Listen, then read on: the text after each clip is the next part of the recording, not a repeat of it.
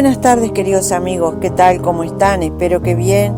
Vamos por aquí con un poemita que se titula A la liebre.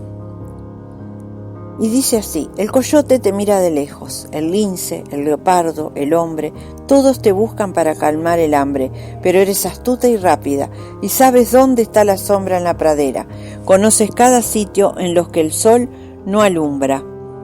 Eres ágil, liebre del páramo, sonrisa blanca que salta entre las colinas, nube inquieta que todos quieren y que se oculta bajo tierra para amanecer cuando el hambre llama. Y las crías requieren del verde y la vida es rápida, lo sabes y la tienes. Así concluyó, amigos. Espero que les haya gustado.